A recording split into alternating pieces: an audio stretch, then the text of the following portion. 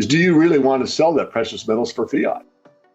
And that's a question that people may be asking themselves this time. Could you address your take on these? We could take them one at a time.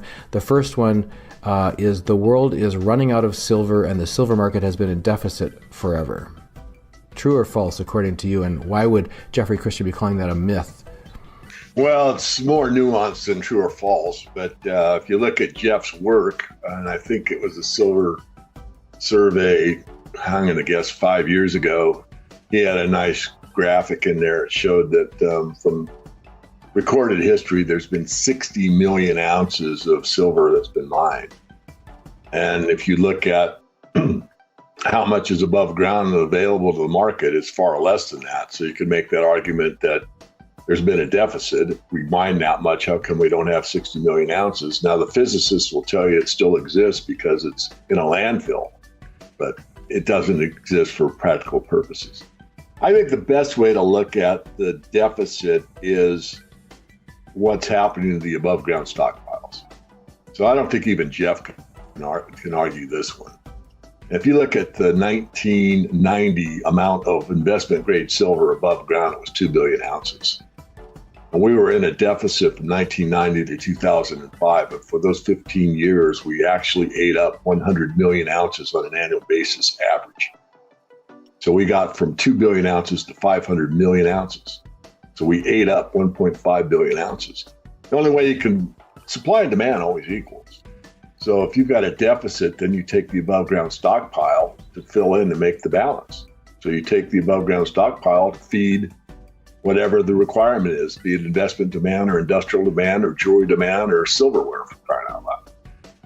From 2005-06 until present day, the above ground stockpile of silver has been increasing. So from that perspective, we've seen an increase in above ground stockpile. So are we in a deficit or are we not? And this is where it gets a bit nuanced, because the argument that we're still in a deficit is because the amount of demand is greater than the mine and recycled supply by a substantive amount last year, almost 200 million ounces. But where is that silver? And that's in investors' hands, basically. And I don't think anyone should have a problem with that concept. I always like to flip it over and ask the same thing about gold. I mean, the gold to silver ratio is 7-1 right now in the ground. The natural ratio back in the year 1300 is about 12-1. So we're certainly mining silver out at a rate that's depleting what the amount left is. So gold is, every ounce of gold is pretty much there. You know, I mean, it's either in jewelry or in a coin or in a bar. Some of it's been lost, but nothing like the silver market that really does consume part of it. So if you think the argument that silver is still building a stockpile invalidates it as a store of wealth, then you better look at the same question applied to gold. Because if you applied that to gold and say, well, gold's always increasing in supply. So what's the reason for holding it? And the last thing, and I know you're almost sick of me saying it done again, but all markets move with margin. It's not how much gold's above ground or how much silver's above ground. It's what's the float. If everybody that owns silver is unwilling to sell it up until $30 an ounce, then somebody that goes in the coin shop and buys 2 coins is going to move the price. Now that's an extreme example, but I'm doing it as a thought experiment because that's basically how markets work. And this is where you get into these parabolic moves, because most people are taught incorrectly to buy low and sell high, and that does apply at times. But especially in the futures and commodities markets, you want to buy high and sell higher. Because when you have silver at, let's say, 30 and no one wants to sell until then, this is just a thought experiment. I know people are selling it today, but they hold it. There's no supply. So the price has to be bid up to free some into the marketplace. Well, when you get a new high, what do? Psychologically, you hold on to it. You don't want to sell. Why? Because you're at a new high. You don't know how high it's going to go. So if it's at 30 and that's a new high, which it wouldn't be in the long-term chart, but let's say in the last 10 years or so, you're going to hold it. So that means in order for it to make a move and no one wants to sell, it's got to be bid higher to 33 or whatever. You might get some sales. And this is why you get these parabolic moves, because everyone wants to know how high is high and to hold until it gets to a level that someone says, oh man, that's enough. It's gone from 30 to 60 in 2 months. Are you kidding me? I'm out. And the problem with that is this time, and this is where I messed up the first time in 1980 because I was overeducated. That's what all my excuse is do you really want to sell that precious metals for fiat? And that's a question that people may be asking themselves this time. I asked myself that question in 1980 and I said, I'm not so sure I want it. I want the paper. Wrong. The best thing you could have done in January 1980 was to sell your gold, buy the long-dated treasuries, long bond, get 17% interest, hold it for almost 40 years, which is the most major market in bonds ever, collected a coupon of 17%, and see the bond value increase. So I certainly will admit I was wrong in that instance. But that doesn't mean that this next time around, when we've got vastly more paper chasing a fixed supply of goods and services, that people really will want to exchange their metal for fiat. Now, what I think is going to happen, at least in some instances, is direct exchange. I will give you, 100 ounces for your used Chevy, or I'll give you 2,000 ounces for your barn, or, stuff like that. I don't want to go too deep. You get the idea where you use the money directly for the exchange rather than using fiat as an intermediary. So the metal trumps currency, and that has happened in the past. We have another question along the same lines, and this is another one that was proposed as a myth by Jeffrey Christian. That is that the gold and silver prices are suppressed. Yeah, that one Jeff and I disagree on. And, Jeff and I have known each other for 20 years. In fact, I had Jeff on a channel called the Free Market News Network way back before there was YouTube. That business failed. It just cost too much to get our own servers and stream video, because that's when video streaming was like brand new. No one knew how to do it. Anyway, I digress. So, if you read my book, The Silver Manifesto, I go through the Sharpe's ratio, why it's almost impossible to not show the markets manipulated. Gad has done great work showing that the London close and the New York open has a propensity to be a certain way, and that's impossible on a random walk. And then you have all these lawsuits where most of the parties haven't admitted guilt, but they paid these big fines because of spoofing the market. So I just disagree. Has it been suppressed every day? No, but it certainly has been managed for a very long time. I mean, this book behind me by Sutton, he talks about gold. And, I've done a mastermind series. I forget the gentleman's name. He's actually more or less in my neighborhood. He came to me at one of the conferences and showed me the gold chart. He says, this isn't a random walk. There's only one way you can get a chart like this, and that's with manipulation. I don't think he even used that word, but it's a fact. You can't go from a fixed price of 35 up to 42.22, and the government says, no way we can raise the price of gold. We're admitting the dollar isn't doing well.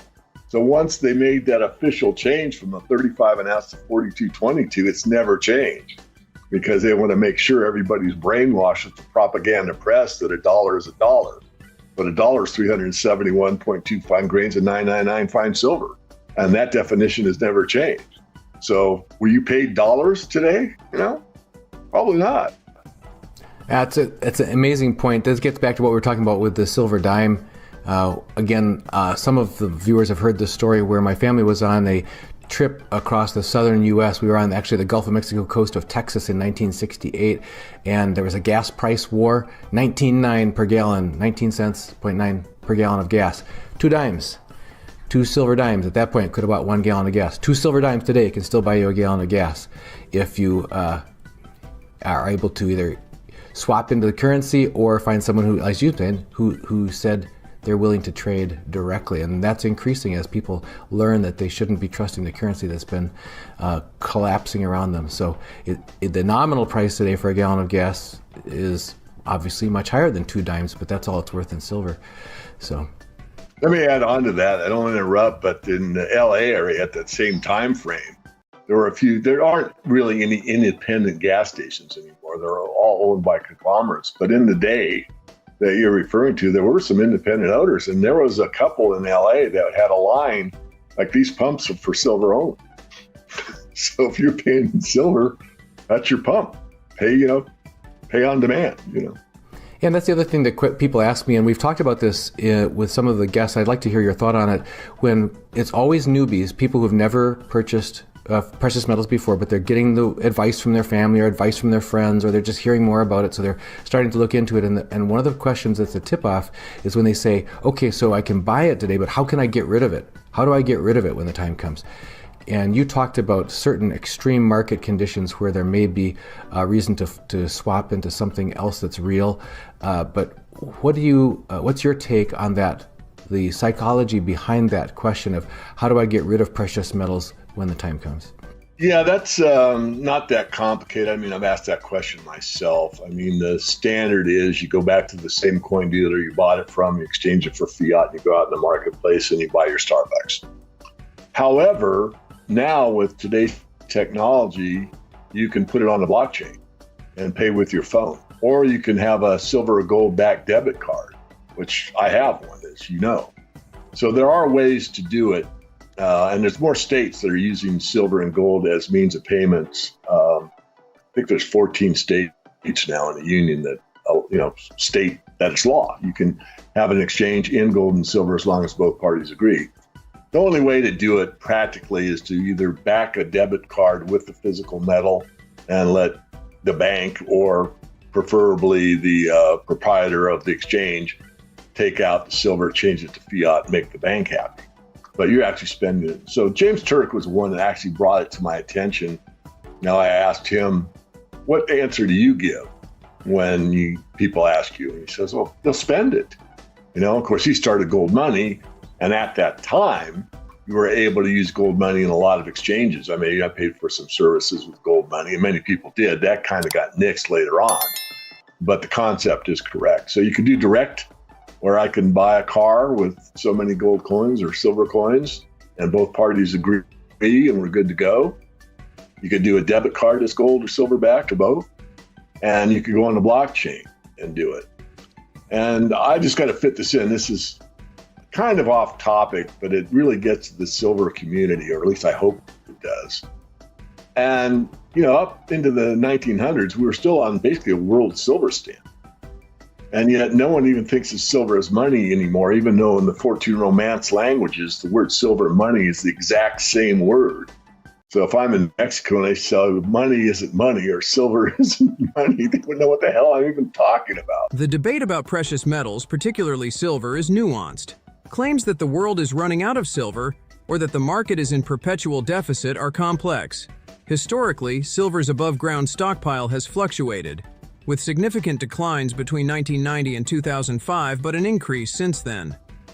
While demand often outpaces mining and recycling supply, much of the silver is held by investors, which challenges the notion of a consistent deficit. Comparisons with gold highlight differences. Gold is rarely consumed, so its stockpile grows, while silver sees industrial consumption. This difference affects their roles as stores of wealth. On market manipulation, there is evidence suggesting long-term management of gold and silver prices, supported by lawsuits and analysis of market patterns. For trading or using precious metals, options range from traditional coin dealers to modern systems like gold-backed debit cards or blockchain solutions. The broader historical context underscores silver's historic role as money, even though many today overlook it. This discussion raises key questions. Should precious metals be sold for fiat currencies, or are they better suited for direct exchanges in a world of increasing fiat devaluation?